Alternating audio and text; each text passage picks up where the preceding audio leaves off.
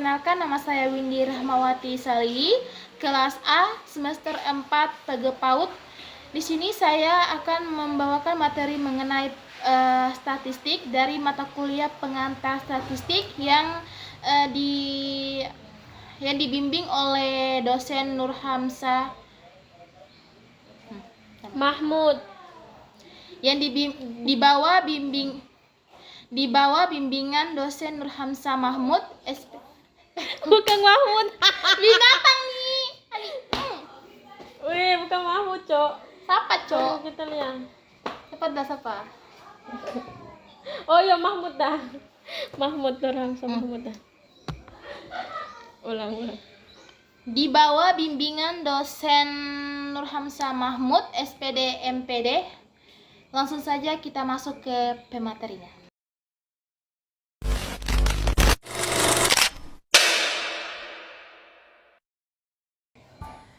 Langsung saja kita masuk ke penjelasannya. Penjelasan mengenai statistik. Di sini ada dua tokoh yang berkontribusi besar dalam perkembangan teori statistik, yaitu Carl Pearson dan juga Sir Ronald Everett. Pearson dikenal sebagai bapak statistik modern atas kontribusinya dalam mengembangkan berbagai teknik statistik yang masih digunakan hingga saat ini. Dan sementara Friis dikenal karena kemajuan dalam analisis statistik dan dianggap sebagai salah satu tokoh utama dalam perkembangan statistik. Di sini saya akan mengenalkan dulu Carl Pearson. Dia lahir pada tahun berapa dan wafat pada tahun berapa, dan Sir Ronald Everett lahir pada tahun berapa dan juga wafat pada tahun berapa. Carl Pearson dia lahir pada tahun 1857 dan wafat pada 1936, dan Sir Ronald Everett dia lahir pada 1890 dan wafat pada 1962. Di sini Carl Pearson menekankan bahwa statistik sebagai ilmu yang mempelajari metode pengumpulan, analisis, interpretativitas, dan prestasi data. Data di sini adalah fakta atau informasi yang dikumpulkan dan digunakan untuk analisis statistik. Sedangkan populasi di sini dia adalah seluruh kelompok individu, objek atau kejadian yang menjadi perhatian dalam penelitian. Dan sampel itu adalah bagian dari populasi yang dipilih untuk mewakili keseluruhan populasi dalam analisis statistik. Yang kedua ada Sir Ronald Everett. Dia mengembangkan metode statistik yang lebih maju, khususnya dalam bidang analisis varian dan desain eksperimen. Di sini juga ada data populasi dan sampel. Data menurut Friis, dia menekankan pentingnya data yang valid dan representativitas untuk analisis yang akurat. Sedangkan populasi, Friis memandang bahwa populasi sebagai sumber data yang luas dan beragam. Dan ada juga sampel. Sampel yang baik menurut Friis haruslah representatif dan diambil dengan metode yang tepat untuk menghasilkan kesimpulan yang valid tentang populasi. Oh my god!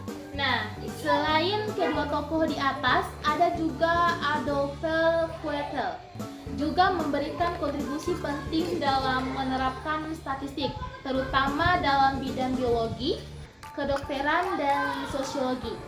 Ia mempopulerkan penggunaan distribusi normal pada berbagai data sosial dan biologi. Penting untuk dicatat, teman-teman, bahwa definisi dan konsep statistik, data populasi, dan juga sampel terus berkembang sehingga dengan perkembangan ilmu pengetahuan dan teknologi, namun kontribusi dari tokoh-tokoh tersebut tetap menjadi dasar dalam pemahaman konsep dasar dalam statistik.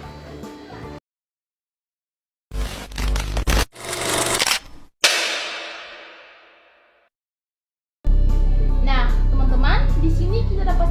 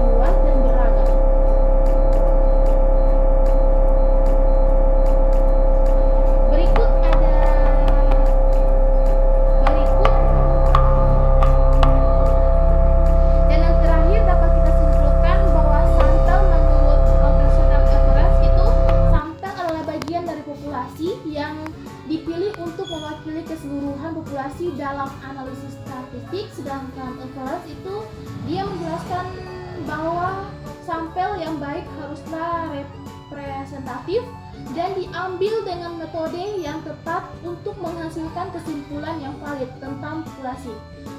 Di sini kontribusi dari kedua tokoh ini menjadi dasar dalam pemahaman konsep-konsep dasar dalam statistika dan masih digunakan hingga saat ini. Jadi sampai saat ini itu konsep tersebut itu masih digunakan. Itulah tadi penjelasan mengenai statistik menurut kedua ahli. Mungkin itu saja yang dapat saya sampaikan. Kurang dan lebihnya saya mohon maaf. Saya akhiri penjelasan ini dengan akhir kata wabillahi taufiq wal hidayah. Wassalamualaikum warahmatullahi wabarakatuh.